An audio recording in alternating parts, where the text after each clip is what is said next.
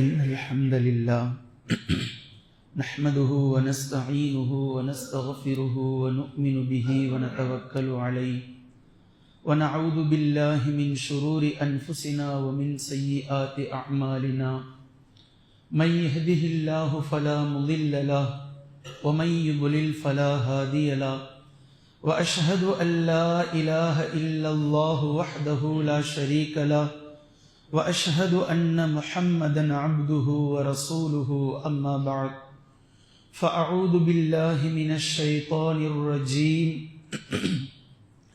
بسم الله الرحمن الرحيم يا أيها الذين آمنوا اتقوا الله حق تقاته ولا تموتن إلا وأنتم مسلمون يا أيها الناس اتقوا ربكم الذي خلقكم من نفس واحدة وخلق منها زوجها وبث منهما رجالا كثيرا ونساء واتقوا الله الذي تساءلون به والأرحام إن الله كان عليكم رقيبا يا أيها الذين آمنوا اتقوا الله وقولوا قولا سديدا يصلح لكم أعمالكم ويغفر لكم ذنوبكم ومن يطع الله ورسوله فقد فاز فوزا عظيما فإن أصدق الحديث كتاب الله وخير الهدي هدي محمد صلى الله عليه وسلم وشر الأمور محدثاتها وكل محدثة بدعة وكل بدعة ضلالة وكل ضلالة في النار. அருளன்பு பண்பின் அளவற்ற உந்தன் திருநாமம் போற்றி துவங்குகின்றேன். அல்லாஹ் சாந்தியும் சமாதானமும் நபி ஸல்லல்லாஹு அலைஹி வஸல்லம் அவர்களின் மீதும் அவர்களுடைய குடும்பத்தார்களின் மீதும் அவர்களின் அடிச்சுவற்றை அடிப்பெறலாது அப்படியே பின்பற்றிய உத்தம சத்திய சஹாபாக்கள், தாபிஈன்கள், தபஉ தாபிஈன்கள், ஷுஹதாக்கள், சித்தீகீன்கள், சாலிஹீன்கள், குறிப்பாக இம்மஜ்லிஸிலே கூடியிருக்கும் நம் அனைவர்களின் மீதும் குறையாது நிலவட்டுமாக. கண்ணியத்திற்குரிய அல்லாஹ்வின் அடியார்களே, அல்லாஹு ஜல்ல ஷானுஹு தஆலா இந்த உலகம் உங்களுக்கு நிரந்தரமானது இல்லை, மறுமைதான் உங்களுடைய நிலையான உலகம், மறுமைதான் உங்களுடைய லட்சியமாக இருக்க வேண்டும், மறுமைதான் உங்களுடைய குறிக்கோளாக இருக்க வேண்டும் என்று குர்ஆன் ஷரீஃபிலே நமக்கு திரும்ப திரும்ப பாடம் புகட்டி கொண்டே இருக்கின்றான். அந்த அடிப்படையில் ரமலானுடைய மாதத்தில் 3வது ஜும்ஆவிலே நாம் இருக்கிறோம். கடந்துவிட்ட இந்த ரமலானில் நம்முடைய நோன்புகள், நம்முடைய இரவு தொழுகைகள், நம்முடைய சதகாக்களில் ஏதேனும் குறைகள் இருந்தால் அல்லாஹு தஆலா அதை மன்னித்து பூர்ணத்துவமாக அல்லாஹ் அதை ஏற்றுக்கொள்வானாக. அதில் நிறைகள் இருந்தால் அல்லாஹ்வே அந்த நிறைகளுக்கு சொந்தமானவன். எஞ்சி இருக்கக்கூடிய மீதமுள்ள தினங்களை யார் இதுவரை இதை வீணாக கடத்திவிட்டோமோ, மீதம் இருக்கக்கூடிய தினங்களையாவது ரமலானுடைய ஒட்டுமொத்தமான அருள்வளத்தை அல்லாஹ்விடமிருந்து பெறக்கூடிய நல்லடியார்களுடைய ஜமாத்தில் அல்லாஹ் நம்மை சேர்த்தருள் புரிவானாக. அதற்கு தகுதியானவர்களாக அல்லாஹ் நம்மை ஆக்குவானாக. ரமலானுடைய எந்த ஒரு நொடியையும் வீணாக்காமல் அல்லாஹ்விடத்திலே மன்னிப்பை பெற்றவர்களாக, ரமலானை முழுவதுமாக அல்லாஹ்விடத்திலே அல்லாஹ்வினுடைய அருளை பெற்றவர்களாக ஆவதற்கான பாக்கியத்தை அல்லாஹ் நம் அத்தனை நபர்களுக்கும் தந்தருள் புரிவானாக. கண்ணியத்திற்குரிய அல்லாஹ்வின் அடியார்களே, ரமலானுடைய மாதத்தில் எண்ணற்ற பலதரப்பட்ட சந்தேகங்களுக்கு மத்தியில் பொதுவாக முஸ்லிம்களுக்கு ஜகாத்தை பற்றிய சந்தேகங்கள் அளவுக்கு அதிகமாக இருந்து வருவதை எப்போதுமே நாம் பார்க்கிறோம். இந்த ஜகாத்தை பற்றிய சந்தேகங்கள் அதே சந்தேகம்தான் மீண்டும் மீண்டும் வருவதையும் நாம் பார்க்கிறோம். ஒரே சந்தேகம் வருடா வருடம் அதே சந்தேகம் வந்து விடுவதையும் நாம் பார்க்கிறோம். இந்த அடிப்படையில் ஜகாத்தை பற்றி நாம் தெளிவாக புரிந்து கொள்ள வேண்டும் என்பதற்காக 8 உசூல்களில் 8 அடிப்படைகளில் சில விஷயங்களை நான் உங்களிடத்தில் தொகுத்து கொண்டு வந்திருக்கிறேன். இன்ஷா அல்லாஹ் அல்லாஹு தஆலா அதை பற்றிய பூரண ஞானத்தை நம் அத்தனை நபர்களுக்கும் தந்தருள் புரிவானாக. இதில் முதலாவது விஷயம், ஜகாத் என்று வரும்போது பொருளாதார அடிப்படையில் அடிப்படையானது, பொருளாதாரம் சப்ஜெக்ட் ஆனது. இந்த பொருளாதாரம் என்று வரும்போது முதலில் இதை நாம் எப்படி விளங்க வேண்டும் என்பதை முதலில் புரிந்து கொள்ள வேண்டும். அல்லாஹு தஆலா சில விஷயங்களை நமக்கு சோதனையாக தந்திருக்கின்றான். இந்த உலகத்தில் ஆணுக்கு பெண்ணாலும் பெண்ணுக்கு ஆனாலும் சோதனை என்பதை நபி ஸல்லல்லாஹு அலைஹி வஸல்லம் அவர்கள் நமக்கு கற்றுத் தந்திருக்கிறார்கள். இதே போன்று பெற்றோர்களுக்கு பிள்ளைகள் சோதனைகள் ஆவார்கள். இதே போன்றுதான் மனிதர்களுக்கு சோதனையாக தரப்பட்டிருக்கக்கூடிய விஷயங்களில் மிக முக்கியமானது பொருளாதாரம் என்பதை நீங்கள் விளங்கிக் கொள்ள வேண்டும்.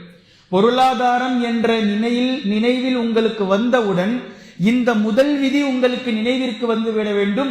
பொருளாதாரம் என்பதே அல்லாஹு தஆலா சோதனையாகத்தான் படைத்திருக்கின்றான். இந்த உலகமே சோதனை. உலகத்தில் படைக்கப்பட்டிருக்கக்கூடிய நாம் அல்லாஹ்வினால் சோதிக்கப்படுவதற்காகத்தான் படைக்கப்பட்டிருக்கின்றோம். நல்லா விளங்கிக்கணும். ஒவ்வொரு நொடியும் ஒவ்வொரு நாளும் எல்லா வகையிலும் அல்லாஹ்வினால் சோதிக்கப்படுவோம். சிலருக்கு அல்லாஹு தஆலா எடுத்து சோதிப்பான், சிலருக்கு அல்லாஹு தஆலா கொடுத்து சோதிப்பான். செல்வந்தர்களும் அல்லாஹ்வினால் சோதிக்கப்படுகிறார்கள், ஏழைகளும் அல்லாஹ்வினால் சோதிக்கப்படுகிறார்கள். இங்கு யாரும் அல்லாஹ்வினுடைய சோதனையில் இருந்து விதிவிலக்கானவர்கள் அல்ல.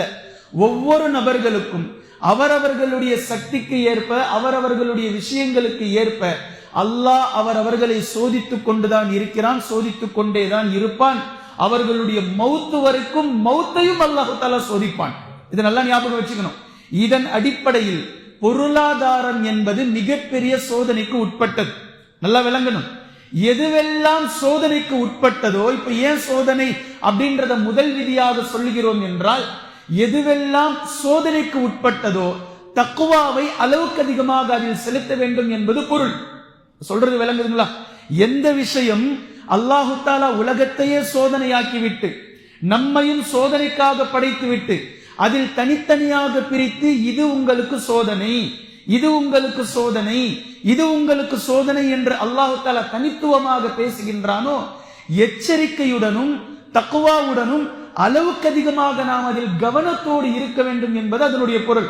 எனவே முதல் விதி, பொருளாதாரம் என்று வரும்போது அதில் மிக கவனமாக இருந்து கொள்ளுங்கள்.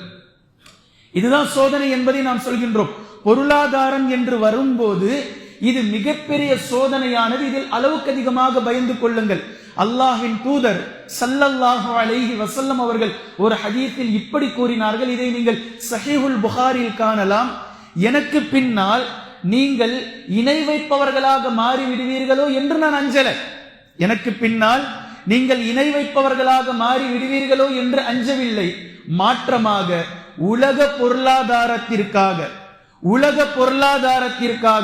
ஒருவருக்கு ஒருவர் வாளை எடுத்துக்கொண்டு சண்டைக்கு நிற்பீர்களோ என்று நான் அஞ்சுகிறேன் அப்படின்னு சொன்னாங்க. யாரை பார்த்து? சஹாபாக்களை பார்த்து. யார் சஹாபாக்கள்?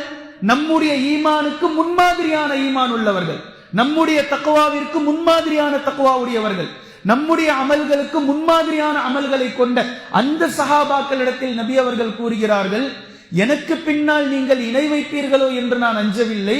மாற்றமாக எனக்கு பின்னால் பொருளாதார விஷயத்தில் ஒருவருக்கு ஒருவர் வாளை ஏந்தி கொண்டு நீங்கள் நிற்பீர்களோ என்று நான் அஞ்சுகிறேன் என்ற இந்த வாக்கியத்தை ஒவ்வொரு முஸ்லிமும் முஃமினும் இந்த இடத்தில் உன்னிப்பாக கவனிக்க வேண்டும். பொருளாதாரம் என்றாலே சோதனை. சோதனை என்பதை ஏன் முதலில் நாம் கொடுக்கிறோம் என்றால், இதில் அளவுக்கு அதிகமாக பயந்து கொள்ளுங்கள், அளவுக்கு அதிகமாக அல்லாஹ்வை அஞ்சிக் கொள்ளுங்கள், எச்சரிக்கையுடன் இருந்து கொள்ளுங்கள் என்பது முதல் தான். இரண்டாவது, அல்லாஹு தஆலா பொருளாதாரத்தை பற்றி செப்பரேட்டாக பேசக்கூடிய நேரத்தில் எல்லாம் ஒவ்வொரு மனிதர்களுடைய தலையில் கொட்டி பேசுகின்றான். இல்லா மாஷா அல்லாஹ், அல்லாஹ் நாடிய சில அடியார்களை தவிர.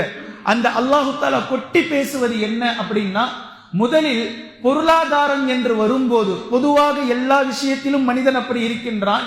குறிப்பாக பொருளாதாரம் என்று வரும்போது மனிதன் இப்படி பேசுகின்றான், இது என்னுடையது, இது என்னுடையது, இது நான் சம்பாதித்தது, இது என்னுடைய உழைப்பினால் வந்தது, நான் வியர்வை செஞ்சு சம்பாதித்தது, 35 வருட காலம் வெளிநாட்டில் இருந்து நான் ஓடாக தேய்ந்த சிரமம் இது என்று மனிதன் தன்னையும் தன்னுடைய முயற்சியை பற்றி பேசி, இந்த பொருளாதாரம் தன்னுடைய முயற்சியினால் வந்தது, தன்னுடைய உழைப்பினால் வந்தது, இது தனக்கு சொந்தமானது என்று இணைத்து பேசக்கூடிய ஒவ்வொரு நபர்களிடத்திலும் அல்லாஹு தஆலா பேசுகின்றான். வமிம்மா ரஸக்னாஹும் யுன்ஃபிகூன். அல்லாஹு தஆலா பேசக்கூடிய விஷயம், நீயே உன்னுடையது இல்லையப்பா. அல்லாஹு தஆலா எவ்வளவு அழகா பேசுறான் பாருங்க. நீங்கள் பொருளாதாரத்தை என்னுடையது என்னுடையது என்னுடைய சம்பாத்தியத்தால் வந்தது என்று பேசுகிறீர்கள். நீங்கள் யார்? முதலில் நீங்களாக உருவாகி விட்டீர்களா? உங்களை யார் கொண்டு வந்தது என்றால் அல்லாஹு தஆலா சொல்ல வரக்கூடிய விஷயம், இந்த உலகம் உங்களுடைய உழைப்பால் உருவாகவில்லை. இந்த உலகத்தை ரப்புல் ஆலமீன் கொடுத்தான். இந்த உலகத்தில் நீங்களாக வரவில்லை, உங்களை அல்லாஹு தஆலா கொண்டு வந்தான். உங்களுடைய உடலில் ஒட்டிக்கொண்டு இருக்கக்கூடிய 2 கைகள் அல்லாஹ் கொடுத்தது. உங்களுடைய முகத்தில் இருக்கக்கூடிய 2 கண்கள் அல்லாஹ் கொடுத்தது. 2 காதுகள் அல்லாஹ் கொடுத்தது. மூக்கு அல்லாஹ் கொடுத்தது. வாய் அல்லாஹ் கொடுத்தது. ஒட்டுமொத்தமும் ரப்புல் ஆலமீனால் கொடுக்கப்பட்ட இதை எப்படி நினைக்க வேண்டும் என்று அல்லாஹ் சொல்கின்றான் என்றால், இது என்னுடையதல்ல, இது ரப்புடையது. எது ரப்புடையது? அனைத்துமே ரப்புடையது. என்னுடைய குடும்பம் அல்லாஹுக்குரியது, என்னுடைய பிள்ளைகள் அல்லாஹுக்குரியவர்கள், என்னுடைய பொருளாதாரம் அல்லாஹுக்குரியது, என்னுடைய செல்வம் அல்லாஹுக்குரியது, என்னுடைய பேங்க் பேலன்ஸ் அல்லாஹுக்குரியது, என்னுடைய வீடு அல்லாஹுக்குரியது. எல்லாமே ஒட்டுமொத்தமும் எதுவெல்லாம் இந்த உலகத்தில் இருக்கின்றதோ எல்லாமே அல்லாஹுக்குரியது. இப்படி நீங்கள் எண்ணினால் மாத்திரம்தான் அல்லாஹ் குர்ஆன்ல பல தடவை பேசுறான். நல்லவர்கள் யார், முஃமின்கள் யார், முஜாஹிதீன்கள் யார் என்று பேசக்கூடிய நேரத்தில் எல்லாம் அவர்கள் தங்களுடைய உடலாலும் பொருளாலும் அல்லாஹ்வுடைய பாதையில் செலவழிப்பார்கள் அப்படின்னு பேசுறான். தங்களுடைய உடலாலும் பொருளாலும், தங்களுடைய உடலாலும் பொருளாலும் அல்லாஹ்வின் பாதையில் செலவழிக்கக்கூடிய இந்த நிலை எப்போது வரும்? இது தன்னுடையதல்ல, ரப்புடையது. கொடுத்தவன் கேட்கிறான், தேவையான நேரத்தில் கொடுத்துருங்க, அவ்வளவுதான். எப்போதெல்லாம் கொடுக்க வேண்டும் என்று ரப்பு கட்டளையிடுகின்றானோ அப்போதெல்லாம் கொடுங்கள். இந்த கையை கேட்கிறானா வெட்டி கொடுத்துருங்க, அவ்வளவுதான். நம்முடையதல்ல, இது அல்லாஹ்வுடையது. இந்த கண்ணை ரப்புல் ஆலமீன் கேட்கிறானா நோண்டி கொடுத்துருங்க. இந்த உயிரை அல்லாஹு தஆலா கேட்கிறானா எடுத்துக்கொள் ரப்பே என்று கொடுத்துருங்கள். அவன் கொடுத்தான், அவன் கேட்கிறான். இதுல கேள்வி எப்படி திருப்பி நம்ம கேட்க முடியும்? நீ ஏன் கேட்கிற? கேட்க முடியுமா? நீ ஏன் கொடுத்தன்னு சொல்லி கேட்கலையே. அப்ப யாரும் நியமத்துகளை வாரி வாரி ரப்புல் ஆலமீன் வழங்கும் போது நீ ஏன் எனக்கு இவ்வளவு நியமத்து கொடுக்கிற? எந்த அடியாரும் அப்படி கேட்கலையே. நீ எனக்கு குடுன்னு தானே கேட்கிறோம். அப்ப கொடுத்தவன் அதை மீண்டும் எடுக்கும் போதும் கேட்பதற்கான உரிமை இல்லை, கேட்பதற்கான தகுதி இல்லை, கேட்பதற்கான எந்த அருகதையும் நமக்கு இல்லை. ரப்புல் ஆலமீன் கேட்பான், அதை நாம் கொடுத்தாக வேண்டும். இப்படி இதை தெளிவாக இன்னும் புரிய வேண்டுமானால் இப்படியெல்லாம் கொடுத்ததற்கு அல்லாஹு தஆலா சில விஷயங்களை பேசுகின்றான். இதில் குறிப்பாக சில உதாரணங்களை நான் சொல்கின்றேன். சில அமல்களை மக்கள் ஏதோ போனா போகுது அப்படின்ற அடிப்படையில் செய்கிறார்கள். குறிப்பாக துஆவை எடுத்துக்கொள்ளலாம். துஆவை இதுவரைக்கும் மக்கள் நினைத்துக் கொண்டிருக்கிறார்கள், நமக்கு தேவைனா நம்ம செய்ய வேண்டியது, இல்லைன்னா விட்டுற வேண்டியது அப்படின்னு நினைக்கிறாங்க. நிச்சயமாக இல்லை. துஆ என்பது கட்டாய கடமை. அல்லாஹ்விடத்தில் ஒரு அடியான் டிபெண்ட் பண்ணி இருக்க வேண்டியது என்பது ஃபர்ல் ஐன், கட்டாய கடமை. ஒவ்வொரு அடியார்களும் அல்லாஹ்விடத்தில் துஆ செய்து கொண்டே இருக்க வேண்டும். அல்லாஹு தஆலா துஆ செய்யாதவர்களை பெருமையாளிகள் என்று பேசுகின்றான். மிகப்பெரிய பாவம். துஆ செய்தவர்களாக இருக்க வேண்டும். இதே போன்றுதான் நன்றி செலுத்துதல். துஆவை விட இது குறைவு. ஏன்னா துஆவாவது தனக்கு தேவை வரும்போதெல்லாம் மனிதன் கேட்கிறான், தேவைக்காக கேட்டுக்கொள்கிறான், இது குறைந்தபட்சம். ஆனால் நன்றி செலுத்துதல் என்பது அதிலிருந்தும் மிக அரிதாகிவிட்டது. நன்றி செலுத்துதல், நன்றி செலுத்துதல் என்ற சாப்டரே இல்லை அடியார்கள் கிட்ட. அப்படி இருந்தால் அது ரொம்ப கம்மி, ரொம்ப ரொம்ப கம்மி. எப்ப அல்லாஹு தஆலா ஒரு பெரிய பிசினஸ் வியாபாரத்தை தருவானோ அப்ப மட்டும் ஒரு அடியார் அல்ஹம்துலில்லாஹ் என்று சொல்லிவிட்டு கடந்து செல்கிறார், இவ்வளவுதான். ஆனால் அல்லாஹு தஆலா இவ்வளவு நன்றியை எதிர்பார்க்கல. நன்றிக்காகத்தான் அல்லாஹு தஆலா பேசுகின்றான். நான் உங்களுக்கு எதை வழங்கினேனோ அதை நான் கேட்கும் போது நீங்கள் உங்களுடைய பொருளாலும் உங்களுடைய உடலாலும் எனக்கு அதை நீங்கள் கொடுத்து விடுங்கள். இது நன்றி. நன்றிக்கென்ற அளவு இல்லை. நன்றிக்கென்று இருக்கக்கூடிய கடைசி உச்சகட்டம் தன்னுடைய ஒட்டுமொத்த பொருளாதாரத்தையும் அல்லாஹ்வினுடைய பாதையில் இழப்பது, தன்னுடைய உடல் உறுப்புகளை ஒவ்வொன்றையும் அல்லாஹ்வினுடைய பாதையில் இழப்பது, கடைசியாக எஞ்சி இருக்கக்கூடிய தனது உயிரையும் அல்லாஹுக்காக கொடுப்பது. இது நன்றி. இப்ப இதுல எவ்வளவு நம்ம செலுத்தி இருக்கிறோம் நன்றி? எவ்வளவு செலுத்தி இருக்கிறோம் நன்றி? இந்த நன்றியில் ஒரு வகைதான் தங்களுடைய பொருளாதாரத்தை அல்லாஹ்வினுடைய பாதையில் செலவு செய்து கொண்டே இருப்பது. இந்த இரண்டாவது விதி அல்லாஹ் நமக்கு வழங்கியது என்பதை நிதானத்தோடு நாம் விளங்கி வைத்திருக்க வேண்டும். மூன்றாவது, பொருளாதாரம் நம்மிடத்தில் வரும்போதும் பொருளாதாரம் நம்மை விட்டு வெளியே செல்லும் போதும் ஹலால் ஹராம் மிக முக்கியம். நல்லா கவனி. எவ்வகையில் பொருளாதாரம் நம்மிடத்தில் வருகின்றது, எவ்வழியில் அது செல்கின்றது என்பதை மிக நிதானத்தோடு எப்போதுமே ஒவ்வொரு நாள் ஒவ்வொரு ரூபாயையும் நீங்கள் உன்னிப்பாக பார்த்துக் கொள்ளுங்கள். அல்லாஹ் இதை சும்மா விட மாட்டான். ஒரு ரூபாய்க்கும் நாளை மறுமை நாளில் கேள்வி கேட்பான். இதை பிரித்தே கேட்பான். இன்கமிங் அவுட் கோயிங், எவ்வழியில் நீ சம்பாதித்தாய், அதை எவ்வழியில் நீ செலவு செய்தாய், இரண்டையும் அல்லாஹு தஆலா கேட்பான். பொருளாதார விதியில் மிக அழகாக மிக தெளிவாக கட்டுப்பட்டது ஹலால் ஹராமை பேணிக் கொள்ளுங்கள். அநேக மக்கள் ஹலால் ஹராமில் இடையிடையில் கோட்டை விடுவதை நாம் காண்கிறோம். இடையிடையே திடீரென்று வருகிறார்கள், என்னிடத்தில் 10 லட்சம் ரூபாய் இருக்கு, நான் இதுல முதலீடு செய்யலாமா, அதுல முதலீடு செய்யலாமா. அதாவது உட்கார்ந்துகிட்டே சம்பாதிக்கிறதுக்கு என்ன வழி என்பதை மக்கள் தேடுகிறார்கள். நான் உட்கார்ந்துட்டு இருக்கணும், ஆனா வருமானம் எனக்கு வந்துகிட்டே இருக்கணும். ஆனால் இது தப்புன்னு நான் சொல்ல வரல. பெஸ்ட் உழைத்து சம்பாதிப்பது எப்படி என்பதை தேடுங்கள். தன்னுடைய உடலையும் தன்னுடைய மூளையையும் தன்னுடைய பொருளாதாரத்தையும் போட்டு உழைப்பது, பின்பு அதிலிருந்து லாபத்தை எடுப்பது, இது எப்படி என்பதை தேடுங்கள். இது நபி ஸல்லல்லாஹு அலைஹி வஸல்லம் அவர்கள் வலியுறுத்தி பெஸ்ட் சாய்ஸாக கொடுத்த விஷயம். உழைப்பாளிகளை நபி ஸல்லல்லாஹு அலைஹி வஸல்லம் அவர்கள் உயர்த்தி பேசியிருக்கிறார்கள். அவர்களுடைய கூலிகளுக்காக குரல் கொடுத்திருக்கிறார்கள். அவர்களுடைய உரிமைகளை சரியாக நிறைவேற்ற வேண்டும் என்று பேசியிருக்கிறார்கள். எனவே ஹலால் ஹராமை பேணுவது என்பது பொருளாதார விஷயத்தில் மிகவும் கவனிக்கப்பட வேண்டியது. இது மூன்றாவது விதி. பின்பு நான்காவது விஷயம் ஜகாத் என்று பேசுகின்றோம். ஜகாத் என்ற வார்த்தையினுடைய பொருள் அர்த்தம் தான் என்ன? ஜகாத் என்ற ஒரு விஷயத்தை, இந்த வார்த்தையை அல்லாஹு தஆலா பொருளாதாரத்தின் அடிப்படையில் கொடுக்கக்கூடிய இந்த கடமைக்கு ஏன் பெயரிட்டு இருக்கிறான்? இந்த ஆழத்தை ஒவ்வொரு முஸ்லிம் முஃமினும் தெளிவாக விளங்க வேண்டும். ஜகாத் என்பதனுடைய பொருள் தூய்மை என்று பொருள். எந்த தூய்மை? வெளிரங்கமான தூய்மை அல்ல, உள்ரங்கமான தூய்மை. அல்லாஹு தஆலா குர்ஆன்ல 2 வார்த்தைகளை பயன்படுத்துறான். தஹாரத் அப்படின்னா உடல் தூய்மை, குளிச்சிட்டு சுத்தமாகிறது, இது தஹாரத். இதே உள்ள தூய்மையை பற்றி அல்லாஹு தஆலா பேசும்போது ஜக்கா என்று பேசுவான். கத் அஃப்லஹ மன் ஜக்காஹா, உள்ளத்தை எவர் தூய்மைப்படுத்திக் கொண்டாரோ அவர் வெற்றி அடைந்து விட்டார். இப்போ ஜக்கா என்ற இந்த வார்த்தை தான் இஸ்லாத்தினுடைய மிக முக்கியமான இந்த கடமைக்கும் ஜக்கா என்ற பெயரிடப்பட்டிருக்கின்றது. உள்ரங்கமான தூய்மை. எப்படி இது உள்ரங்கமான தூய்மை ஆகிறது அப்படின்னா, இங்கதான் பாயிண்ட் அல்லாஹு தஆலா பேசுறான். நீங்கள் சம்பாதித்து வைத்திருக்கக்கூடிய பொருட்களில் உங்களுடைய முயற்சி, நீங்க பேசுறீங்களே முயற்சியால் வியர்வை சிந்தி கஷ்டப்பட்டு அப்படி இப்படி என்னென்னமோ வச்சுக்கிட்டு இருக்கிறீங்களா ஒரு லாஜிக்.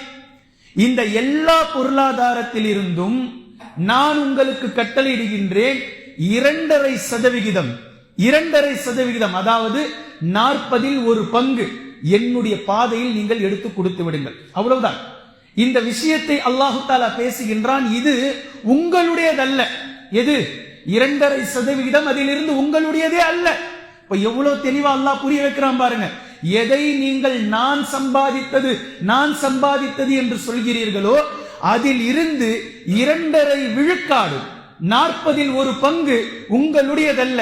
40 பவுன் யாரேனும் வைத்திருந்தால் 1 பவுன் உங்களுடையதல்ல, எடுத்து ஜகாத்தா கொடுத்துருங்க. அவ்வளவுதான். மீதமுள்ள 39 உங்களுக்கு ஹலால் ஆகும். எப்போது ஹலால் ஆகும்?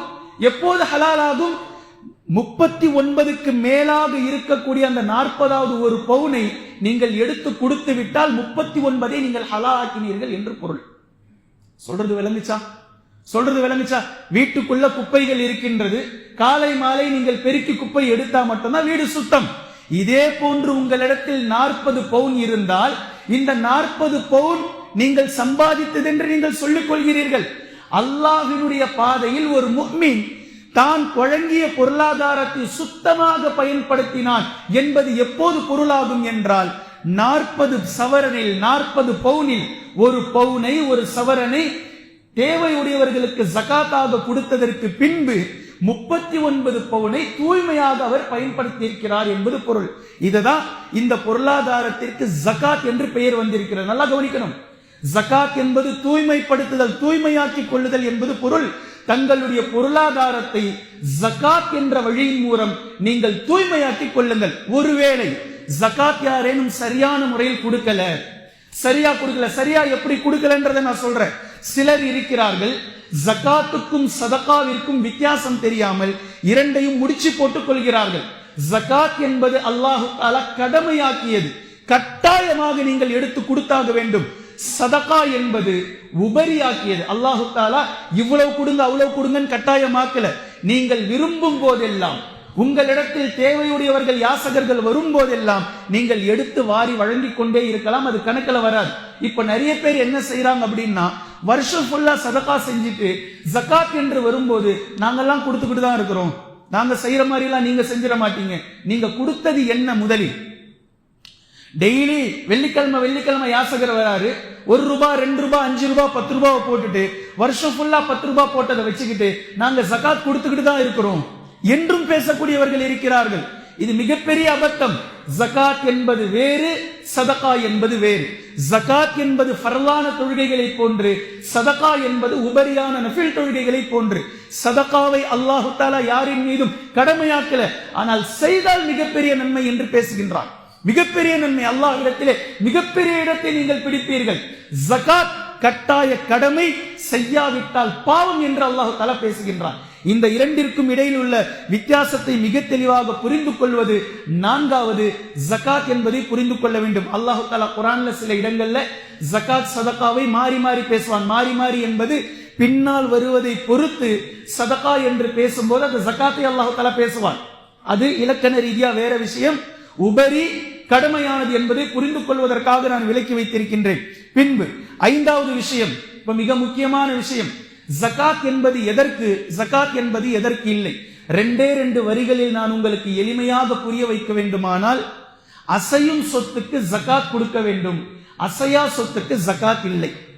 அசையும் சொத்துக்கள் தங்கம், வெள்ளி, பணம், வியாபார பொருட்கள், கால்நடைகள், விவசாய நிலங்கள், இந்த 6 இப்போது நீங்கள் புரிந்து கொள்ளுங்கள். மிக முக்கியமான 6 விஷயங்கள். அசையா சொத்துக்கள், நாம வீடு வச்சுக்கிட்டு இருக்கிறோம், வீட்டில் வசித்துக் கொண்டிருக்கிறோம், இந்த வீட்டுக்கு ஜகாத் இல்லை. அதே போன்று மனை வாங்கி போட்டு வச்சிருக்கிறோம், இதற்கு ஜகாத் இல்லை. வித்தியாசம், ஒருவர் ஒரு வீட்டில் வசிக்கிறார், அதுக்கு ஜகாத் இல்லை. ஆனால் இன்னொரு வீட்டை கட்டி வாடகைக்கு விட்டு இருக்கிறார், கண்டிப்பாக ஜகாத் கொடுக்கணும். ஒருவர் தன்னுடைய தேவைக்காக நிலத்தை வாங்கி போட்டு வைத்திருக்கிறார், தன்னுடைய தேவைக்காக, இதுக்கு ஜகாத் கிடையாது. ஆனால் வியாபார நோக்கத்தில் நிலத்தை வாங்குகிறார். இப்ப வாங்கலாம், 2 வருஷம் கழிச்சு 2 லட்சத்துக்கு வாங்கினது 3 லட்சம் ஆகும், அப்ப நம்ம விற்கலாம். மறுபடியும் 3 லட்சத்துக்கு ஒரு நிலத்தை வாங்கலாம், மறுபடியும் அதுக்கு அடுத்த வருஷம் அது 5 லட்சம் ஆகும், அப்ப நம்ம அதை வித்திரலாம். மறுபடியும் 5 லட்சத்துக்கு வாங்கலாம், 2 வருஷம் கழிச்சு அது 7 லட்சம் ஆகும், அதை வித்திரலாம். என்று வாங்கும் போதே உங்களுடைய நியத் தன்னுடைய தேவைக்காக வாங்காமல் ரேட் ஏறும் போது மீண்டும் விற்கலாம் என்ற அடிப்படையில் நீங்கள் நிலத்தை வாங்கினால் கண்டிப்பாக ஜகாத் கொடுத்தாக வேண்டும்.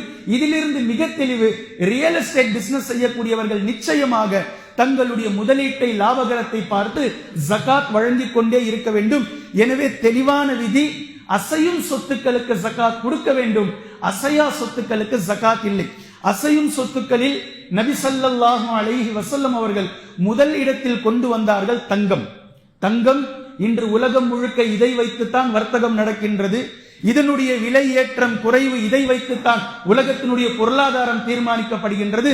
நபி ஸல்லல்லாஹு அலைஹி வஸல்லம் அவர்கள் தங்களுடைய ஹதீஸ் பாணியில் இப்படி சொன்னார்கள், 20 மிஸ்கால்.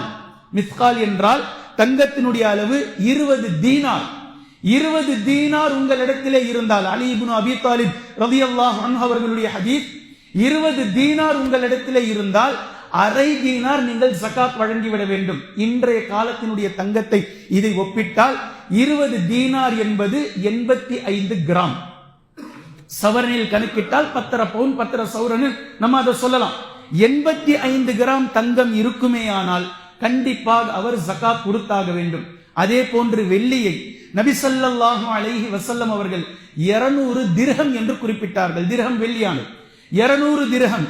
இப்படி இந்த விஷயத்தை நீங்கள் கணக்கு செய்தால் வெள்ளி இன்றைய கணக்கின்படி 595 கிராம் வெள்ளி ஒருவர் வைத்திருந்தால் 595 கிராம் வெள்ளி ஒருவர் வைத்திருந்தால் அவர் கண்டிப்பாக ஜகாத் கொடுத்தாக வேண்டும் என்பதை நினைவில் வைத்துக் கொள்ளுங்கள். பின்பு பணத்திற்கு நான் பின்னால் வருகின்றேன். வியாபாரம் செய்யக்கூடிய அநேக மக்கள் ஜகாத் கொடுப்பதில்லை. ஒரு கடை வைத்திருக்கிறார்கள், அதில் வியாபார பொருட்களை வைத்திருக்கிறார்கள், ஜகாத் நிச்சயமாக கொடுத்தாக வேண்டும். வியாபார பொருட்களுக்கு நபி ஸல்லல்லாஹு அலைஹி வஸல்லம் அவர்கள் ஜகாத்தை கடமையாக்கி இருக்கிறார்கள்.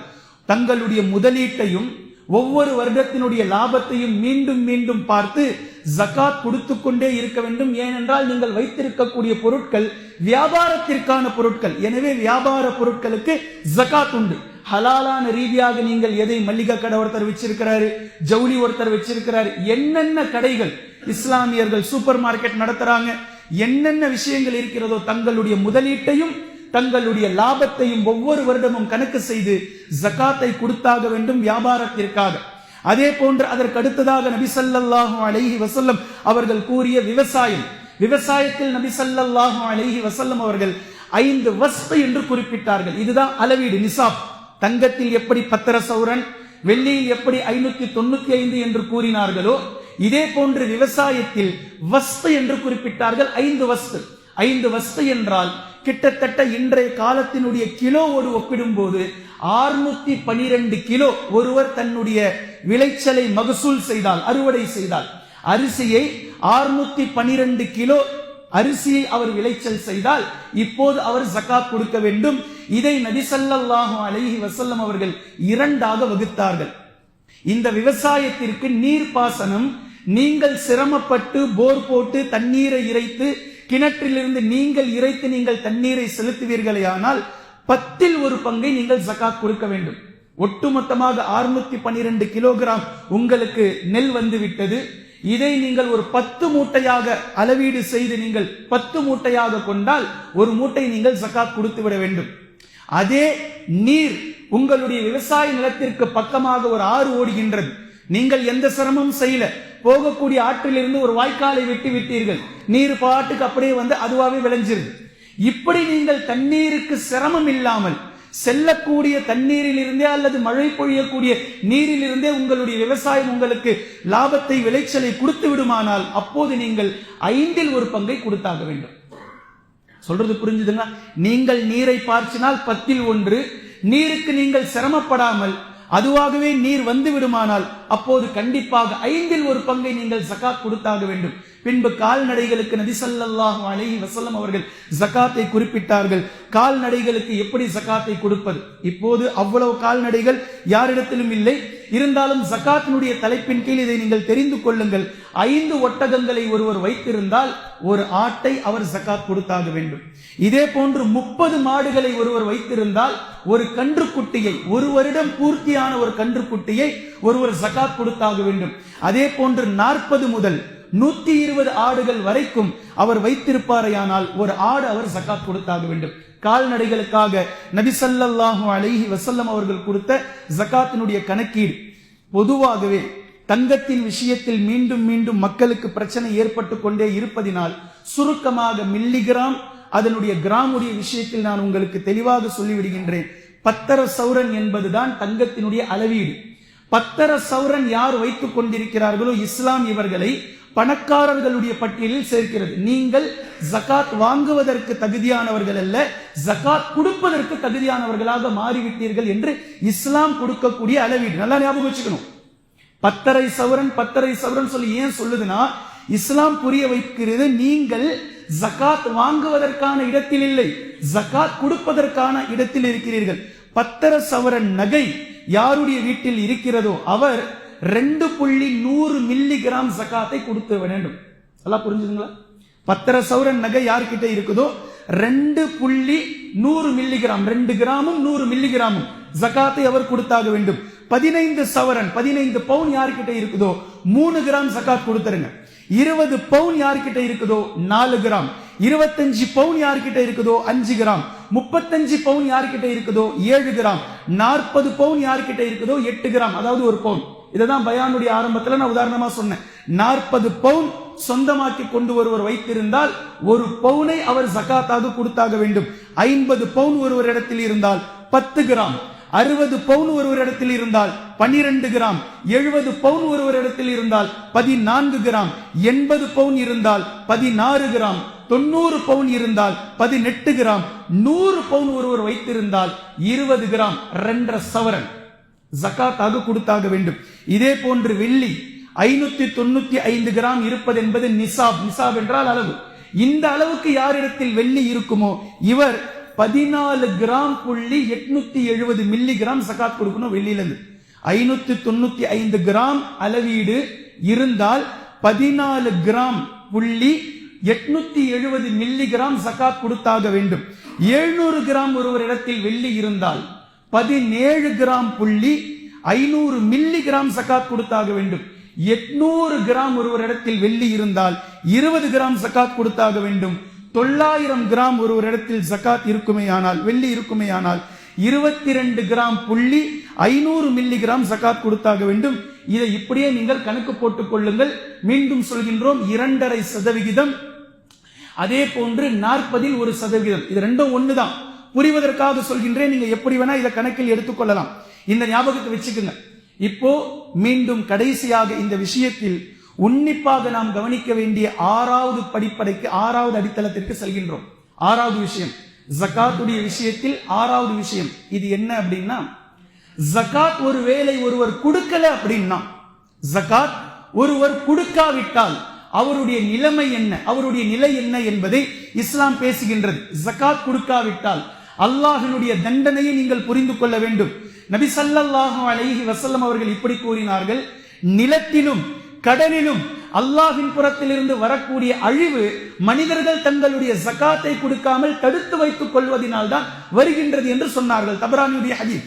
நிலத்திலும் கடலிலும் அல்லாஹ்வினால் ஏற்படக்கூடிய அழிவுக்கான காரணம் மக்கள் தங்களுடைய ஜகாத்தை சரிவர நிறைவேற்றாததினால் தான் இவைகள் ஏற்படுகின்றது என்று சொன்னார்கள் அல்லாஹ்வின் தூதர் ஸல்லல்லாஹு அலைஹி வஸல்லம் அவர்கள். 2வது ஹதீஸ், மழை உங்களுக்கு தடுக்கப்படும். எந்த சமூகம் ஜகாத்தை முறைப்படி கொடுக்கவில்லையோ அவர்களுக்கு மழை தடுக்கப்படும். 3வது ஹதீஸ், ஒவ்வொரு நாளும் 2 வானவர்கள் இறங்குகின்றார்கள். ஒவ்வொரு நாளும் 2 வானவர்கள் இறங்குகின்றார்கள். எந்த ஒரு முஃமின் சதகா செய்ய வேண்டும், ஜகாத்தை முறைப்படி கொடுக்க வேண்டும் என்ற நியத்தில் இருக்கிறாரோ அவருக்காக ஒரு வானவர், யா அல்லாஹ் இவருடைய பொருளாதாரத்தை ஒளிமயமாக்கு, பரக்கத்தை செய், இவருடைய பொருளாதாரத்தை அதிகப்படுத்தி இவருக்கு பரக்கத்து செய் என்று துஆ கேட்கிறார். எந்த மனிதருடைய உள்ளத்தில் சதகா செய்ய வேண்டும், ஜகாத் வழங்க வேண்டும், அல்லாஹ் நமக்கு கொடுத்த பொருளாதாரத்தை அல்லாஹ் விதித்த விதிப்படி கட்டளைப்படி நாம் முறைப்படி அதை செலவு செய்துவிட வேண்டும் என்ற விருப்பத்தில் எவருடைய உள்ளம் இல்லையோ, யா அல்லாஹ் இவரை நீ நாசமாக்கிவிடு, இவருடைய பொருளாதாரத்தை நீ அழித்து விடு, இவரை நாளை மறுமை நாளில் நீ கஞ்சனுடைய பட்டியலில் எடு என்று 2ஆம் வானவர் துஆ கேட்கிறார் என்று சொன்னார்கள் அல்லாஹ்வின் தூதர் ஸல்லல்லாஹு அலைஹி வஸல்லம் அவர்கள். இதே போன்று சூரத்து தௌபாவினுடைய வசனத்தில் நீங்கள் பார்க்கலாம், தங்கம் வெள்ளிகளை குவித்து வைத்துக் கொண்டு எவர்கள் ஜகாத்தை கொடுக்கவில்லையோ, சதகாவை செய்யவில்லையோ, அல்லாஹ்வினுடைய பாதையில் செலவு செய்வதில் தங்களுடைய உள்ளங்களை குறுகிய விஷயத்தில் வைத்திருக்கிறார்களோ, இவர்கள் செலவு செய்யாததற்காக நாளை மறுமை நாளையில் கடுமையான தண்டனை ரப்புல் ஆலமீன் இடத்தில் இருந்து இருக்கிறது என்பதை சூரத்து தௌபா பேசுகின்றது. 5வது ஹதீஸ், மறுமையில் மிகப்பெரிய ஒரு பாம்பாக மாறும் இவர்களுடைய நகையும் இவர்களுடைய செல்வங்களும். நபி அவர்கள் சொன்ன ஹதீஸ், யார் செல்வங்களை ஜகாத்தின் வழியாக கொடுக்காமல் சேகரித்து வைத்துக் கொள்வார்களோ இவர்களுடைய செல்வங்கள் மிகப்பெரிய பாம்பாக, விஷம் கொண்ட பாம்பாக நாளை மாறி அது அவர்களுடைய கழுத்தை சுற்றி வரும் என்று சொன்னார்கள் அல்லாஹ்வின் தூதர் ஸல்லல்லாஹு அலைஹி வஸல்லம் அவர்கள். 6வது ஹதீஸ், மறுமை நாளையில் தங்கம் வெள்ளி எவர்கள் வைத்துக் கொண்டு ஜகாத்தை கொடுக்கவில்லையோ நரக நெருப்பில் அந்த தங்கம் வெள்ளியை காய்ச்சப்பட்டு அதை எடுத்து அவருடைய நெற்றியிலும் அவருடைய முதுகிலும் முகத்திலும் ஊற்றப்படும் என்று சொன்னார்கள் அல்லாஹ்வின் தூதர் ஸல்லல்லாஹு அலைஹி வஸல்லம் அவர்கள். நம்பர் 7, கால்நடைகளை வைத்திருந்து எவர்கள் ஜகாத்தை கொடுக்கவில்லையோ அதே ஒட்டகம், அதே மாடு, அதே ஆடுகளை கொண்டு அந்த அடியாரை அல்லாஹு தஆலா மிதிக்க விடுவான் என்று சொன்னார்கள் நபி ஸல்லல்லாஹு அலைஹி வஸல்லம் அவர்கள். 8வது ஹதீஸ், ஜகாத்தின் மீது நபி ஸல்லல்லாஹு அலைஹி வஸல்லம் அவர்கள் காட்டி தந்த எச்சரிக்கை சஹாபாக்களுடைய விஷயத்திலிருந்து நம்மால் முன்மாதிரி எடுக்க முடிகின்றது. அபூபக்கர் சித்தீக் ரலியல்லாஹு அன்ஹு அவர்களிடத்தில் ஒரு சமூகம் வந்து நாங்கள் ஜகாத் கொடுக்க மாட்டோம் என்று கூறினார்கள். இதை கேட்ட பலரும் அபூபக்கரே, இவர்கள் ஜகாத்து தானே கொடுக்க மாட்டேன் என்கிறார்கள், கலிமா சொல்லி இருக்கிறார்கள், தொழுகிறார்கள், விட்டு விடுங்களேன் என்று கூட பேசினார்கள் சில பெரும் பெரும் சஹாபாக்கள். ஆனால் அபூபக்கர் சித்தீக் ரலியல்லாஹு அன்ஹு அவர்கள் கூறினார்கள், இல்லை, நிச்சயமாக இல்லை. யார் அல்லாஹ்வினுடைய பாதையில் ஜகாத்து கொடுக்க மாட்டேன் என்று சொல்வார்களோ அவர்களோடு நான் போர் தொடுப்பேன் என்று சொன்னார்கள். போரும் தொடுத்தார்கள். யாரின் மீது? முஸ்லிம்கள் யார் ஜகாத்தை கொடுக்கவில்லையோ அவர்களின் மீது போரும் தொடுத்தார்கள். அப்படி என்றால் எவ்வளவு அபாயகரமான மிகப்பெரிய விஷயம் என்பதை நீங்கள் உன்னிப்பாக கவனித்துக் கொள்ள வேண்டும். 9வது ஒரு ஆயத்தை உங்களுக்கு நான் நினைவுபடுத்துகின்றேன். ஒருவர் மௌத்தாக கூடிய நேரத்தில் அல்லாஹு தஆலா அவருக்கான அதாபுகளை காட்ட ஆரம்பிப்பான். அவர் கெட்டவராக இருந்தால் அவருக்கான தண்டனை அதாபுகள் தெரியக்கூடிய அந்த நேரத்தில் அவர் ரப்பிடத்திலே இப்படி பேசுவார், ரப்பி லவ்லா அஹர்தனி இலா அஜலின் கரீப் ஃபஅஸ்ஸதக, என்னை கொஞ்சம் நேரம் அனுப்பு, நான் சென்று என்னுடைய ஒட்டுமொத்த செல்வங்களையும் உன்னுடைய பாதையில் செலவழித்து விட்டு வந்து விடுகின்றேன் என்று சொல்வார். அவரு சொல்லக்கூடிய எந்த அமலை சொல்கிறார் என்று பாருங்கள். ஏனைய எந்த அமலையும் சொல்லல. நான் உனக்கு நோன்பு வைத்து விட்டு வருகிறேன், ஹஜ்ஜுக்கு போயிட்டு வரேன், நான் அதே மாதிரி தொழுது விட்டு வருகின்றேன், அப்படிலாம் அவர் சொல்லல. அல்லாஹு தஆலா அதை பயன்படுத்துகின்றான். ஃபஅஸ்ஸதக, நான் சதகா செய்து விட்டு வருகின்றேன், நான் ஜகாத் கொடுத்து விட்டு வந்து விடுகின்றேன். எல்லாத்தையும் கணக்கு பார்த்து கொடுங்கப்பா என்று சொல்லும் போதெல்லாம் 60 வருடங்கள் 70 வருடங்கள் இதை தட்டி கழித்தார்கள். தங்களுடைய மௌத்துடைய நேரத்தில் ரப்பிடத்திலே சொல்வார்கள், யா அல்லாஹ், கணக்கு பார்க்காமல் நீ எனக்கு வழங்கிய எல்லா செல்வங்களையும் தூக்கி உன்னுடைய பாதையில நான் கொடுத்துட்டு வந்துடுறேன். இது ஏன் இந்த தேவை? இதற்கு முன்னால், இப்படி நடப்பதற்கு முன்னால் அல்லாஹை அஞ்சிக் கொள்ள வேண்டும். இப்படி நம்முடைய நிலைமை நடப்பதற்கு முன்னால் யாரிடத்தில் அல்லாஹு தஆலா பொருளாதாரத்தை கொடுத்திருக்கின்றானோ அல்ஹம்துலில்லாஹ், அல்லாஹுக்கு நன்றி செலுத்துங்கள்.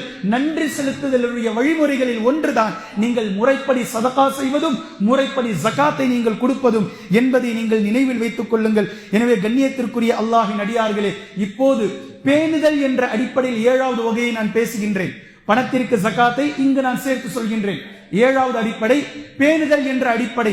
இது பேணுதல் என்பது நான் ஊமைக்காக சொல்கின்றேன். இதுதான் சரியானதும், இப்படித்தான் எடுத்துக்கொள்ள வேண்டும். குர்ஆன் ஹதீஸை நாம் ஆராய்ந்து பார்க்கும் பட்சத்தில் இப்படித்தான் நமக்கு செய்திகள் கிடைக்கின்றது.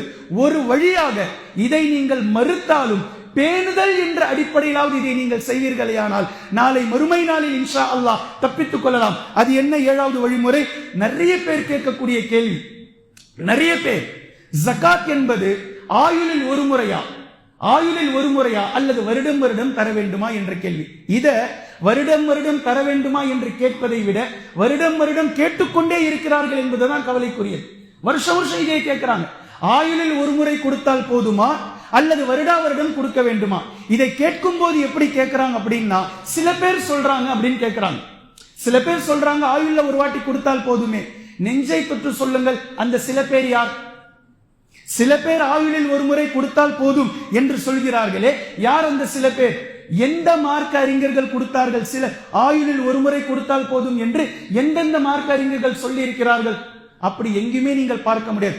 ஒரே ஒரு மார்க்க அறிஞர் 30-35 வருடத்திற்கு முன்னால் தன்னுடைய இஜ்திஹாதின் அடிப்படையில் ஆயுளில் ஒரு முறை கொடுத்தால் போதும் என்று சொன்னார். குர்ஆன் ஹதீஸை ஆராய்ந்து பார்க்கக்கூடிய நேரத்தில் நிச்சயமாக அது பிழையானது. கண்டிப்பாக நீங்கள் வருடா வருடம் ஜகாத்தை கொடுத்தாக வேண்டும்.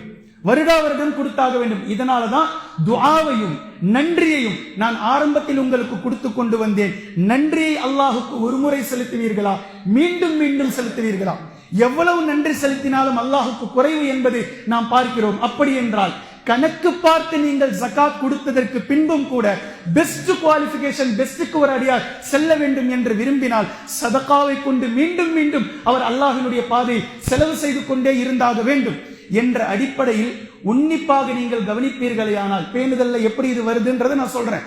சோ வருடா வருடம் நிச்சயமாக கொடுத்ததற்கே மீண்டும் மீண்டும் மீண்டும் கொடுத்ததற்கே மீண்டும் மீண்டும் கொடுத்ததற்கே இந்த வருஷம் 10 சவரன் கொடுத்தீங்க, ஜகாத்து கொடுத்துட்டீங்க. அடுத்த வருஷம் அல்லாஹு தஆலா ஒட்டுமொத்தமாக சேர்ந்து உங்களிடத்தில் 12 சவரனை கொடுத்தால் 12க்கும் நீங்கள் ஜகாத் கொடுக்கணும். மறுபடியும் அதற்கு அடுத்த வருஷம் அல்லாஹு தஆலா ஒரு 3 சவரனை வாங்கக்கூடிய பாக்கியத்தை கொடுத்தான். 15 சவரனாக மாறியது 3வது வருடம். 15 சவரனுக்கும் நீங்கள் ஜகாத் கொடுக்க வேண்டும். மீண்டும் அல்லாஹு தஆலா அடுத்த வருடம் 20 சவரனாக அதை மாற்றினால் 20 சவரனுக்கும் நீங்கள் ஜகாத் கொடுத்தாக வேண்டும். இதுதான் அல்லாஹுக்கு நன்றி செலுத்திக் கொண்டே இருக்க வேண்டிய முறைகளில் கட்டுப்பட்டது. அல்லாஹ்வினுடைய பாதை செலவு செய்வதற்கான மிக ஆழமான வழிமுறை என்பதை நீங்கள் நினைவில் வைத்துக் கொள்ளுங்கள். அதே போன்று பின்பு இரண்டாவது ஒரு விஷயம் இருக்கின்றது. இதை இப்படி கேட்கிறார்கள், நிறைய பேர் இப்படி பேசுறாங்க, அணியக்கூடிய தங்கங்களுக்கு ஜகாத் இல்லையாமே, தங்கம் பார் கட்டி வச்சிட்டு இருந்தாதான் ஜகாத் கொடுக்கணுமாமே அப்படின்னு கேட்கிறாங்க நிறைய பேர். இதுவும் பிழையானது. தங்கம் என்று இருந்தால் அதுக்கு ஜகாத் கொடுத்துடணும், அவ்வளவுதான். அது அணியக்கூடிய நகையா இருக்கட்டும், இல்ல நீங்க பாரா பேங்க்ல வச்சுக்கோங்க, இல்ல தங்க பிஸ்கெட்டா நீங்க பீரோல பூட்டி வைங்க, எப்படி இருந்தாலும் தங்கம் என்று இருந்தால் ஜகாத் கொடுத்தாக வேண்டும். அல்லாஹ்வின் தூதர் ஸல்லல்லாஹு அலைஹி வஸல்லம் அவர்களிடத்தில் ஒரு தாயார் வருகிறார்கள், வேற ஏதோ சந்தேகம் கேட்பதற்காக வருகிறார்கள். அவர்கள் தங்க வளையலை அணிந்திருக்கிறார்கள். நபி ஸல்லல்லாஹு அலைஹி வஸல்லம் அந்த அம்மாவை பார்த்து கேட்டாங்க, இந்த வளையலுக்கு ஜகாத் கொடுத்துட்டீங்களான்னு கேட்டாங்க. அப்ப அவங்க சொன்னாங்க, இன்னும் கொடுக்கல அப்படின்னாங்க. இப்ப நபி அவர்கள் கூறினார்கள் ஸல்லல்லாஹு அலைஹி வஸல்லம், ஜகாத்தை தராமல் இந்த கையை நரகத்திற்கு சொந்தமாக ஆக்கிக் கொள்ளாதீர்கள் என்று கூறினார்கள். ஜகாத்து கொடுக்காம விட்டுட்டு நீங்கள் தங்க வளையலை அணிந்திருக்கக்கூடிய இந்த கையை நரகத்திற்கு சொந்தமாக நீங்கள் ஆக்கிக் கொள்ளாதீர்கள் என்று கூறினார்கள். பின்பு மூன்றாவது விஷயம், பணத்தை நிறைய பேர் பேங்க்ல வச்சிட்டு இருக்கிறாங்க. இப்போ எவ்வளவு பணம் இருந்தால் ஜகாத் தருவது? இப்போ சில அறிஞர்கள், முக்கியமான அறிஞர்கள் கூட தங்கத்தோடு பணத்தை மதிப்பிட வேண்டும், அப்போதுதான் அந்த பணத்திற்கு ஜகாத் கொடுக்க வேண்டும் என்று கூறுகிறார்கள். நிச்சயமாக இல்லை.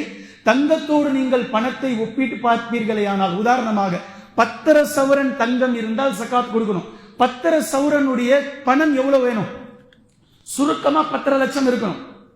10 லட்சம் உங்களுடைய பேங்க் பேலன்ஸ் இருந்தால்தான் பணத்திலிருந்து ஜகாத் என்று ஃபத்வா கொடுக்கிறார்கள். கண்டிப்பாக இல்லை. பணத்தை நீங்கள் வெள்ளியிலிருந்து நீங்கள் கணக்கு செய்து கொள்ளுங்கள். வெள்ளியிலிருந்து நீங்கள் கணக்கு செய்வீர்களானால் 595 கிராம் கிட்டத்தட்ட 67,000 68,000 வரும். இந்த அமௌண்ட் உங்ககிட்ட வந்துடுச்சு அப்படின்னா நீங்க ஜகாத் கொடுத்துருங்க. 65,000 தாண்டுது, அதிலிருந்து 2.5% நீங்கள் ஜகாத்தாக எடுத்து கொடுத்து விடுங்கள். 1 லட்சம் ரூபாய் உங்ககிட்ட இருந்தா 2,500 ரூபாய் எடுத்து கொடுத்துருங்க. 97,500 ரூபாய் உங்களுக்கு ஹலால், 2,500 ரூபாய் உங்களுடையதல்ல, அடுத்தவர்களுக்கு கொடுத்து விடுங்கள். இந்த மூன்றையும் இப்போ பேணுதலுடைய அடிப்படையில் நீங்கள் எடுத்து பாருங்கள். பேணுதலின் அடிப்படையில், பேணுதல் என்ன நான் சொல்றேன். மார்க்கத்தின் அடிப்படையில் அல்லாஹு தஆலா விதித்த சட்டம், ஆயுளில் ஒரு முறை கொடுத்தால் போதும் என்று இருக்குதுன்னு வச்சுக்கோங்க. இஜ்திஹாத், அது சரி என்று வைத்துக் கொள்ளுங்கள். அதே நேரத்தில் இதை ஒருவர் வருடா வருடம் கொடுக்கின்றார். வருடா வருடம் கொடுத்து விட்டு நாளை மறுமை நாளைக்கு சென்ற ஒரு நபர் ஆயுளில் ஒரு முறை கொடுத்தாலே போதும் என்று இருக்கும் போது, வருடா வருடம் கொடுத்த அடியார் அல்லாஹ்விடத்தில் செல்லும் போது அல்லாஹு தஆலா கோபிப்பானா, அவரை பாராட்டுவானா? என்ன செய்வான் அல்லாஹ் தஆலா? நியாயமாக புரிந்து கொள்ளுங்கள். ஆயுளில் ஒரு முறை கொடுத்தால் போதும் என்பதுதான் என்னுடைய விதி. என்றாலும் நான் உனக்கு வழங்கிய செல்வத்தை வருடா வருடம் நீ முஸ்லிம்களுக்கு தேவையுடையவர்களுக்கு கொடுத்தாய் என்பதை அல்லாஹு தஆலா அவரிடத்தில் அவரை உயர்த்துவானா, அல்லது அல்லாஹு தஆலா நான் விதிச்சது ஆயுள்ள ஒரு முறை தானே, உன்னை யார் இப்படி செய்ய சொன்ன என்று சொல்வானா? அல்லாஹு தஆலா அவரை பாராட்டுவான். ஒருவர் ஃபர்லான தொழுகையை மாத்திரம் தொழாமல் உபரியான அநேக தொழுகைகளை தொழுதார் என்றால் அல்லாஹு தஆலா அவரை உயர்த்துவான். அல்லாஹ்விடத்தில் நெருங்குவதற்கான வடிகால் மிக சீக்கிரமாக அது கொடுக்கும். அப்படிதான் இதிலையும். அப்போ ஆயுளில் ஒரு முறை கொடுத்தால் போதும் என்று இருந்தாலும் கூட வருடா வருடம் ஒருவர் கொடுத்து விடுவார் எனில் நிச்சயமாக அவர் தப்பித்து விடுவார். ஜகாத் என்ற சப்ஜெக்டில் இருந்தே அவர் தப்பித்து விடுவார். மாறாக அல்லாஹ்விடத்தில் கூடுதலான நன்மையை பெற்றுக் கொள்வார். அதே போன்று இரண்டாவது, தங்கத்திற்கு அணியக்கூடிய நகைகளுக்கு மட்டும் ஜகாத் இல்லை, பாருக்கு மட்டும்தான் ஜகாத் என்று வைத்துக் கொண்டால், இதிலும் பேணுதல் அடிப்படையில் உங்களிடத்தில் என்னென்ன நகைகள் இருக்கின்றதோ ஒட்டுமொத்தத்திற்கும் நீங்கள் ஜகாத்தை கொடுத்து விட்டால் அல்லாஹ்விடத்தில் தப்பித்துக் கொள்வீர்கள். ஒட்டுமொத்த தங்கம் என்னிடத்தில் இருந்தது, எல்லாத்துக்குமே நான் ஜகாத்தை கொடுத்துட்டேன், அல்லாஹ்விடத்தில் தப்பித்துக் கொள்வீர்கள். அல்லாஹ் இப்படி கேட்க மாட்டான், பாருக்கு மட்டும்தானே நான் ஜகாத் கொடுக்க சொன்னேன், நீ ஏன் காதுல போட்ட கம்மலுக்கு கையில போட்ட வளையலுக்கெல்லாம் ஏன் ஜகாத் கொடுத்த? இது இல்லை என்பதை முதலில் விளக்கிவிட்டேன். பேணுதல் என்ற அடிப்படையில் பார்த்தாலும் இதுவே சரியானது என்பதை புரிய வைக்கின்றேன். அதே போன்று பணத்தை தங்கத்தோடு மதிப்பிடுவதா வெள்ளியோடு மதிப்பிடுவதா? தங்கத்தோடு மதிப்பிடுவதுதான் சரி என்று வைத்துக் கொண்டாலும் கூட வெள்ளியோடு மதிப்பிட்டு ஒருவர் கொடுக்கக்கூடிய நேரத்தில் தங்கத்தோடு ஒப்பிடும்போது இவர் நிறைய ஜகாத்தை வழங்கியிருப்பார். அல்லாஹு தாலாவிடத்தில் இவர் நெருக்கமான இடத்திற்கு நிச்சயமாக சென்று இருப்பார் என்பதை நீங்கள் விளங்கிக் கொள்ள முடியும். எனவே இந்த 3 விஷயங்களையும் சரி தவறு என்பதற்கு என்பது ஒரு புறத்தை நாம் ஆராய்ந்து பார்ப்பது என்பது 1%, அது ஒரு சப்ஜெக்ட். அதிலிருந்து தாண்டி வந்து பேணுதல் என்ற அடிப்படைக்கு நீங்கள் வந்தாலும் கூட இந்த விஷயம்தான் அல்லாஹ்விடத்தில் சரியானதாக இருக்கும். அல்லாஹ் மிக அறிந்தவன். இதை நீங்கள் நினைவில் வைத்துக் கொள்ளுங்கள். 8வது மிக முக்கியமான விஷயம், ஜகாத்தை யாருக்கு கொடுப்பது. இப்ப இந்த யாருக்கு கொடுப்பதை நான் ஏன் எடுத்துட்டு வந்து பேசுறேன் அப்படின்னா, இதில் அநேக மக்கள் இல்லா மாஷா அல்லாஹ் நாடியவர்களை தவிர சிலர்களுடைய உள்ளம் எப்படி இருக்கு அப்படின்னா, வாழ்நாள் முழுக்க வருடம் முழுவதும் தங்களுடைய சொந்த பந்தங்கள் கண்ணுக்கு தெரிவதில்லை. நான் யாரையும் குறைப்படுத்தி பேசல. அல்ஹம்துலில்லாஹ், இந்த ஒரு நல்ல விஷயத்திலாவது சொந்த பந்தத்தோடு கூடுதலாக இருக்கக்கூடிய வாய்ப்பை அல்லாஹ் தஆலா வழங்கட்டும். ஆனால் ஜகாத் என்று வரும்போது தங்களுடைய பொருளாதாரத்திற்கு ஜகாத்தை கணக்கு பார்க்கிறார்கள். இப்படி கணக்கு பார்த்து இவ்வளோ பெரிய அமௌண்ட்டை வெளியே கொடுக்கணுமா அப்படின்னு ஹார்ட் அட்டாக் வர மாதிரி ஆயிடுது. அப்ப என்ன செய்யறாங்கன்னா, அப்போ இவர்களுக்கு சொந்தம் பந்தம் நினைவிற்கு வருகிறார்கள். அப்பாவுக்கு தரலாமா, பிள்ளைக்கு தரலாமா, கூட பிறந்தவங்களுக்கு தரலாமா, ஏன்னா எங்கேயோ போறது இங்க கொடுத்துக்கலாம். உண்மையாகவே சொந்தம் பந்தத்தை அரவணைக்க வேண்டும். நீங்கள் அந்த நியத்துல இல்ல, நீங்கள் ஜகாத்தை முறைப்படி கொடுக்க வேண்டும் என்ற எண்ணத்தில் இருந்தால் அல்ஹம்துலில்லாஹ். அவர்களை பற்றி நான் பேசவில்லை. யாருடைய உள்ளத்தில் நான் சொல்லக்கூடிய எண்ணங்களை போன்ற எண்ணங்கள் இருக்குமோ இவர்கள் அல்லாஹ்வை அஞ்சிக் கொள்ளுங்கள், தெளிவான முடிவை எடுங்கள். ஜகாத் தேவையுடையவர்களுக்கு போய் சேர வேண்டும். இதை சூரத்து தௌபாவினுடைய 60வது வசனம் மிக தெளிவாக 8 வகுப்பார்களாக அல்லாஹு தஆலா வகுத்து வைத்திருக்கின்றார். இதை நீங்கள் எடுத்து பொறுமையாக எடுத்து பாருங்கள். மிக முக்கியமாக நமக்கு முன்னால் வாழக்கூடிய 3 நபர்களை நீங்கள் காணலாம். ஒன்று ஏழைகள், மிஸ்கீன்கள், ஃபகீர்கள். ஏழைகள் மிஸ்கீன்களை விட ஃபகீர்கள் மிகவும் வறுமையானவர்கள். இந்த மிஸ்கீன் ஃபகீர் 2 வார்த்தைகளை அல்லாஹ் தஆலா பயன்படுத்துறான். இவ்விரண்டிற்குமான ஒரு சின்ன வித்தியாசம் இருக்கின்றது. மிஸ்கீன் என்பவர் வீட்டில் வசிப்பார். மிஸ்கீன் என்பவர் ஏழை. அதே நேரத்தில் அவர் சம்பாதித்து அவர் சாப்பிட்டுக் கொண்டிருப்பார். ஆடம்பரமான எந்த தேவைக்கு அவரிடத்தில் பொருளாதாரம் மிக சுருக்கமாக இருக்கும். இவர் மிஸ்கீன். ஃபகீர் என்பவர் யார் என்றால், வீடே இல்லாதவர், வசிப்பதற்கு இடம் இல்லாதவர், மிக ஓட்டை ஒடிசையான ஒரு குடிசையில் வசித்துக் கொண்டிருப்பார்கள். இவர்களுக்கு அன்றாட வாழ்க்கையை நடத்துவதே சிரமமாக இருக்கும். இவர்கள் ஃபகீர். 3வது அந்த 8 பட்டியலில் வரக்கூடியவர்கள், நாம் காணக்கூடியவர்கள் காரிமீன்கள், கடனாளிகள்.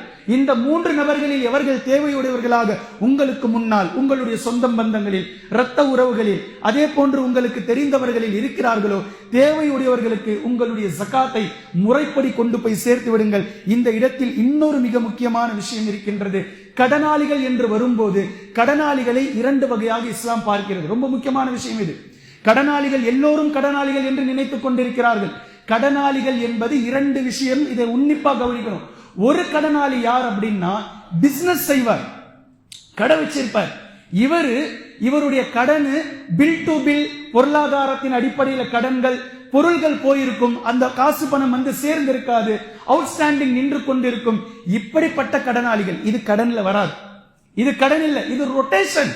இதுக்கு பேர் ரொட்டேஷன். நீங்க இதெல்லாம் கடன் கடன் சொல்லிட்டு இருக்க கூடாது. 2வது கடனாளிகள் ஒருவர் இருக்கிறார்கள். இவர்கள் தான் கடனாளிகள். அதாவது மாதம் 20 ரூபாய் 25 ரூபாய் அவர்களுடைய சம்பாத்தியம். இவர்களுடைய அன்றாட தேவைக்கு அவர்களுடைய செலவுகள் சரியா போயிடும். திடீரென்று அல்லாஹ் பாதுகாக்கணும், ஏதோ ஒரு செலவு, உடல் தேவை, உடல் ஏதோ பிரச்சனை ஆயிடுச்சு, மருத்துவர் சொன்னார் 2 லட்சம் ரூபாய் எடுத்துட்டு வாங்க ஆபரேஷனுக்கு. இப்போ 2 லட்சம் ரூபாயை ஆபரேஷனுக்காக எடுத்து கட்டி ஆபரேஷன் முடிஞ்சது. அடுத்த மாசம் மறுபடியும் இவருடைய வருமானம் அதே 25 தான். இப்போ இவருடைய அன்றாட தேவைக்கு தான் இந்த 25 போய்கிட்டு இருக்கு. 2 லட்சம் ரூபாய் கடனை அடைப்பதற்கு இவர்கிட்ட ஒண்ணுமே இல்லை. அப்படின்ற பட்சத்தில் இவரை பார்த்து இஸ்லாம் சொல்கிறது இவர் கடனாளி. இதை இன்னொரு ரீதியா நான் புரிய வைக்கணும் அப்படின்னா, சிலர்களிடத்தில் பொருட்கள் இருக்கும், தங்கம் இருக்கும், அதே மாதிரி வெள்ளி காசுகள் இருக்கும், சொந்த வீடு இருக்கும், அல்லது வாடகை வீடுகள் இருக்கும், பணமா இருக்காது. நிலங்கள் இருக்கும், பணமா இருக்காது. இப்போ இவர்கள் 10 லட்சம் ரூபாய் கடனாளிகளாக இருப்பாங்க. இப்படி 10 லட்சமா நான் கடனாளியா இருக்கிறேன் என்று சொன்னால் அவரிடத்தில் நாம் செய்ய வேண்டியது என்னன்னா, உங்ககிட்ட சொத்து ஏதாவது இருக்கான்னு சொல்லி பார்க்கணும் முதல்ல. இருக்கு, என்ன இருக்கு, நிலம் இருக்கு, இது இருக்கு, இது இருக்கு, தங்கமார் என்று இருந்தால் அந்த சொத்து மதிப்பு எவ்வளவு என்று பார்க்க வேண்டும். ஒரு உதாரணமா, அவருடைய டோட்டல் சொத்து 25 லட்சம் ரூபாய் மதிப்பில்லாத சொத்து இருக்குது, 10 லட்சம் ரூபாய் கடனாளியா இருக்கிறார் என்று சொன்னால், இப்போ இந்த 25 லட்சத்தினுடைய சொத்து மதிப்பையும் விற்றால் 25 லட்சம் வரும். அதுல 10 லட்சத்தை கழிச்சுட்டாக்கா 15 லட்சம் ரூபாய்க்கு இவர் ஓனர், இவர் கடனாளி இல்ல. சொல்றது புரியுதுங்களா? இருக்கக்கூடிய சொத்து மதிப்பை அவருடைய கடனில் கழித்து விட்டு அவரை பார்க்க வேண்டும். அத்தியாவசியமான தேவை என்பது வரும்போது அது வேறு. உடல்நிலை சரியில்லை, சொந்த வீடு இருக்கும், உடல்நிலை சரியில்லை, நகை இருக்காது, நிலம் இருக்காது, எதுவுமே இருக்காது என்ற அடிப்படை அது வேறு. ஆனால் ஒன்றுமே இல்லை, நல்ல முறையில் இருக்கிறாங்க, சொத்து இருக்கிறது, ஆனா கையில காசு இல்ல, கடனா இருக்கிறாங்க. இப்ப இவர்களுடைய கடன்களை அவர்களுடைய சொத்து மதிப்பை வைத்து கணக்கு பார்த்து கடனை கழித்து விட்டு மீதம் இருப்பது எவ்வளவோ அது அவர்களுடைய ஓனர் என்பதிலிருந்து நமக்கு தெரிய வரும். எனவே கண்ணியத்திற்குரிய அல்லாஹ்வின் அடியார்களே, சதகாவினுடைய கடைசி விஷயம் இந்த 8வது அடிப்படை. நபி ஸல்லல்லாஹு அலைஹி வஸல்லம் அவர்களை நாங்கள் காண்போம். நபி ஸல்லல்லாஹு அலைஹி வஸல்லம் அவர்களை நாங்கள் காண்போம். ஏனைய மாதத்தில் நபி அவர்கள் சதகா செய்வதை விட ரமலானுடைய மாதத்தில் புயல் காற்று வீசுவதை விட வேகமாக சதகா செய்வார்கள். புயல் காற்று வீசக்கூடிய வேகம் எவ்வளவோ அதைவிட அளவுக்கு அதிகமாக ரமலானில் நபி ஸல்லல்லாஹு அலைஹி வஸல்லம் அவர்கள் சதகா செய்வார்கள் என்பதை சஹாபாக்கள் அறிவிக்கிறார்கள். எனவே ரமலான் சதகா செய்வதற்கான மாதம் அல்ல, ரமலான் ஜகாத் கொடுப்பதற்கான மாதம் அல்ல, ரமலான் சதகாவையும் ஜகாத்தையும் அதிகமாக செய்வதற்கான மாதம், வீரியப்படுத்துவதற்கான மாதம். ஏனைய மாதங்கள் சதகா செய்வதற்கும் ஜகாத் கொடுப்பதற்கும், ரமலான் சதகாவையும் ஜகாத்தையும் வீரியப்படுத்தி கணக்கு பார்க்காமல் அல்லாஹுடைய பாதையிலே ரப்பே நீ வழங்கினாய், உன் பாதையில் நான் வழங்குகின்றேன், எனக்கு பரக்கத்து செய் என்று வீரியத்தோடு எடுத்து வாரி வழங்கக்கூடிய மாதம் ரமலானுடைய மாதம். எனவே பொருளாதாரம் என்பது சோதனைக்கு உட்பட்டது. சோதனையில் அகப்பட்டு விடாமல் அல்லாஹ்விடத்திலே நாம் பாதுகாப்பு பெற வேண்டுமானால் பொருளாதார சோதனையிலிருந்து மீள்வதற்கான மிக அழகான வழி ஜகாத் மற்றும் சதகா. இவை இரண்டையும் மீண்டும் மீண்டும் தெளிவுபட செய்து கொண்டே இருங்கள். அல்லாஹு தஆலா நம்முடைய பொருளாதாரத்திலே பூரண பரக்கத்தை செய்வானாக. நாளை மறுமை நாளை பொருளாதார விஷயத்தில் குற்றவாளிகளாக இல்லாமல் ஹலாலான முறையில் வந்தது, ஹலாலான முறையில் செலவு செய்தோம் என்ற நன்மதிப்போடு அல்லாஹ்வை முடிக்கக்கூடியவர்களாக நல்லடியார்களுடைய பட்டியலில் அல்லாஹ் நம்மை சேர்ப்பானாக. வாஹிர் தஅவானா அனில் ஹம்துலில்லாஹி ரப்பில் ஆலமீன்.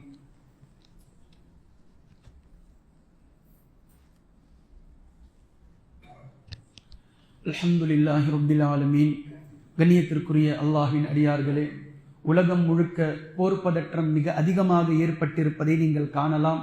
நம்முடைய சொந்தங்கள், நம்முடைய உறவுகள், இரத்தபந்த உறவுகள் அயல் நாடுகளிலே நமக்காக கஷ்டப்பட்டு உழைத்துக் கொண்டிருக்கிறார்கள். இங்கிருந்து சென்றிருக்கக்கூடிய முஸ்லிம்கள், ஆங்காங்கே வாழக்கூடிய முஸ்லிம்கள், அப்பாவி முஸ்லிம்கள், அப்பாவி சிறு பிள்ளைகள் என யாருக்கும் இல்லாமல் இந்த போர் பதட்டம் எல்லோரையும் தொற்றிக் கொண்டிருக்கின்றது. அல்லாஹ்விடத்தில் எல்லோருக்காகவும் எல்லா முஸ்லிம்களுக்காகவும் அளவுக்கு அதிகமாக துஆ செய்யுங்கள். அல்லாஹு தஆலா நமக்கிடையில் இருக்கக்கூடிய கருத்து வேறுபாடுகளை களைந்து ஒட்டுமொத்த முஸ்லிம்களும் ஒரே சமூகம்தான். கானன் நாசு உம்மத்தம் வாஹிதா. அல்லாஹு தஆலா குர்ஆனில் பேசுவதை போன்று ஒட்டுமொத்த மக்களும் ஒரு உம்மத்தாகவே, ஒரு சமூகமாகவே நாம் ஆக்கியிருக்கிறோம் என்ற அடிப்படையில் முஸ்லிம்களுடைய விரிவான உள்ளத்தை அல்லாஹு தஆலா வழங்கட்டும். எல்லோருக்காகவும் இன்ஷா அல்லாஹ் துஆ செய்யுங்கள். அல்லாஹு தஆலா மக்களுக்கு நிம்மதியை வழங்கட்டும், முஸ்லிம்களுக்கு கண்ணியத்தை கொடுக்கட்டும், முஸ்லிம்களுக்கு அல்லாஹு தஆலா வெற்றியை கொடுக்கட்டும். இஸ்லாத்தையும் முஸ்லிம்களையும் அழிக்க துடிக்கக்கூடிய யூத கிறிஸ்தவர்கள் யார் அநியாயம் செய்கிறார்களோ அவர்களை அல்லாஹ்வினுடைய பொறுப்பில் விடுங்கள். அல்லாஹ் அவர்களுக்கு சரியான பாடம் புகட்டுவான். அஊது பில்லாஹி மினஷ் ஷைத்தானிர் ரஜீம். பிஸ்மில்லாஹிர் ரஹ்மானிர் ரஹீம். இன்னல்லாஹ யஅமுரு பில் அத்லி வல் இஹ்சான் வ ஈதாஇ தில் குர்பா வ யன்ஹா அனில் ஃபஹ்ஷாஇ வல் முன்கரி வல் பகி யஇதுக்கும் லஅல்லக்கும் ததக்கரூன். உذ்குருல்லாஹ யذ்குருக்கும் வதுஊஹு யஸ்தஜிபு லக்கும் வல்லாஹு யஅலமு மா தஸ்னஊன்.